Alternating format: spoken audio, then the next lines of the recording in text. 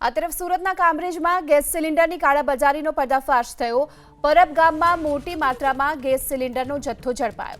229 ભરેલા સિલિન્ડર અને 153 ખાલી ગેસ સિલિન્ડર જપ્ત કરવામાં આવ્યા છે। 34 લાખનો મુદ્દામાલ સાથે કુલ 8 લોકોની ધરપકડ કરવામાં આવી છે।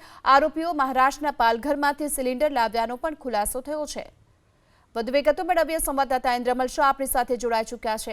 ઇન્દ્રમલ, કામરેજમાં ગેસ સિલિન્ડરની કાળાબજારીનો પર્દાફાશ થયો છે। કયા પ્રકારે આ સમગ્ર કૌભાંડ ચાલતું હતું? બિલકુલ, હાલ છે તે આ કેટલા સમયથી કૌભાંડ ચાલતું હતું તેની માહિતી નથી મળી। 4 વાગે છે તે પોલીસ મીડિયા બ્રીફ કરશે, પરંતુ જે કહી શકાય કે હાલની જે પરિસ્થિતિ છે તે જોતા આ જે આવા લોકો હોય છે જે સમયનો ફાયદો ઉઠાવતા હોય છે તેનો એક મોટા કૌભાંડનો પર્દાફાશ છે તે જિલ્લા એલસીબીએ કર્યો છે। ખાસ કરીને કામરેજ તાલુકાનું પરબ ગામ છે ને ત્યાં છે તે ઓમ ઇન્ડસ્ટ્રીયલ એસ્ટેટ આવ્યું છે। ત્યાંથી આ 2 આઈસર અને એક છોટા હાથી ટેમ્પો છે તે ભરીને છે ત્યાં ગેસના રાંધણ ગેસ અને કમર્શિયલ જે ગેસના બોટલ હોય છે તે ઝડપી પાડવામાં આવ્યા છે।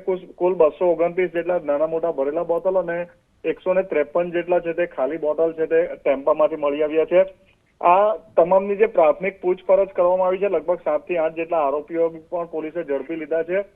આ પ્રાથમિક જે પૂછપરછ કરવામાં આવી છે તેમાં ગેસના બોટલ છે તે ગો ગેસ કંપનીના બોટલ હોવાનું હાલ સામે આવ્યું છે અને આ તમામ જે બોટલની અંદર ગેસનો જથ્થો છે તે મહારાષ્ટ્રના પાલઘર ખાતે આવેલી કોન્ફિડન્સ પેટ્રોલિયમની અંદરથી આ તમામ લોકો છે તે ભરીને લાવ્યા હતા અને ત્યારબાદ છે તે આ જે જથ્થો છે ગેસના બોટલો છે તે કામરેજના જ વેલંજા વિસ્તાર જે એક મોટો ઔદ્યોગિક અને રેસિડેન્સ વિસ્તાર છે અને અંકલેશ્વર જીઆઈડીસી જે ભરૂચ જિલ્લાનો અંકલેશ્વર તાલુકો છે તેનો જીઆઈડીસી જે વિસ્તાર છે ત્યાં છે તે આની બોટલો સપ્લાય આલ્કો કરવાના હતા તેનું હાલ છે તે પ્રાથમિક તપાસમાં સામે આવ્યું છે।